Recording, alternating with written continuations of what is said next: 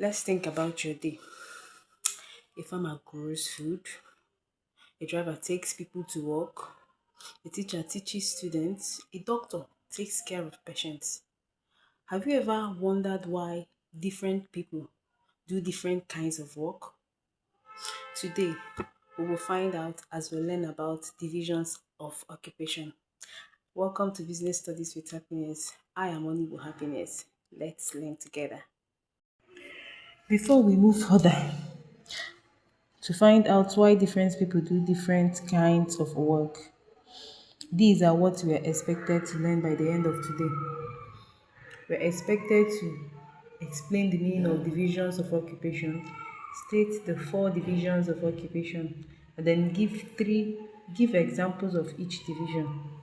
So we are simply going to take each one at a time. So what is the meaning of division of occupation? Division of occupation simply means grouping different jobs according to the type of work people do. Grouping different jobs according to the type of work people do. We have different jobs like farming, engineering, banking, trading, and so on and so forth. These jobs require different skills so as to be effectively performed. That is the reason for its division. They require different skills so as to be effectively performed. That is the reason why they are grouped under different types. So, division of occupation simply means grouping different jobs according to the type of work people do. So, moving on, the next one is we have four main divisions of occupation. They are divided based on the type of work carried out. They are primary occupation, secondary occupation, tertiary occupation, and quaternary occupation. I repeat, primary occupation, secondary occupation, tertiary occupation, and quaternary occupation. Now, the primary occupation. Which is the primary occupation? The primary occupation involves obtaining raw materials or natural resources directly from nature. The primary occupation obtains raw materials or natural resources directly from nature. Raw materials here has to do with materials that have not been processed. They are still in their natural form. Such materials can include foodstuffs like yam and tomatoes, mineral deposits like crude oil or gold, etc. The people grouped under these occupations are farmers, fishermen, miners, foresters. So basically, they bring out raw materials or natural resources from nature. So let's look at it this way. That breakfast of egg sauce and yam you had this morning were literally produced from the primary occupation. So the next one is secondary occupation. So the secondary occupation change raw materials into finished goods. Secondary occupation change raw materials into finished goods, like using eggs to make cake or bread, using trees from the forest to make furnitures, using fish to make sardines, and using fabrics to make clothes, etc. So people in this occupation are bakers, fashion designers, car manufacturers, and furniture making. They basically change raw materials. They change raw materials or they use them to make finished goods. So when next time you buy bread or sardine from the market or even that furniture in your family sitting room, Just know that they were produced from the secondary occupation. Then the third one is the tertiary occupation. The tertiary occupation provides services instead of producing physical goods.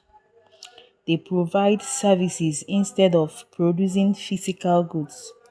Services here simply refers to the assistance or help given to people for their own benefit.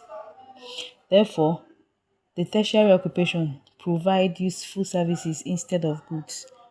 So the people in this group include a teacher teaching students, a driver taking people to work, a doctor taking care of patients, and then a trader selling goods to people.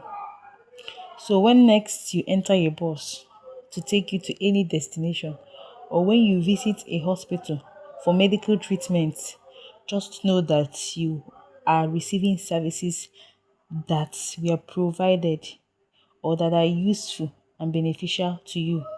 So they were provided by the tertiary occupation. Last but not the least, the quaternary occupation. The quaternary occupation involves creating and sharing knowledge, information, and technology. The people under this occupation are scientists, software developers, researchers, and university lecturers. They are in charge of creating new knowledge through experimenting the environment. They share the knowledge and then solve problems. They equally create technology programs. So the quaternary occupation involves creating and sharing knowledge, information, and technology. Now, we have to refresh and summarize all that we have learned today. So we said that divisions of occupation are different types of jobs grouped according to the work people do.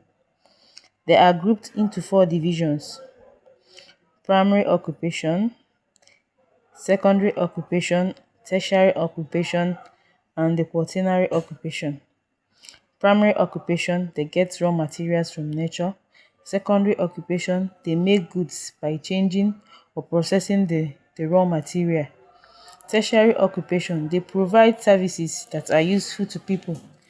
Quaternary occupation, they provide new knowledge and information to help solve problems. Now we are having our quick class activity. We are going to define division of occupation, mention the four divisions of occupation, give two examples of primary occupation, and then a teller belongs to which occupation.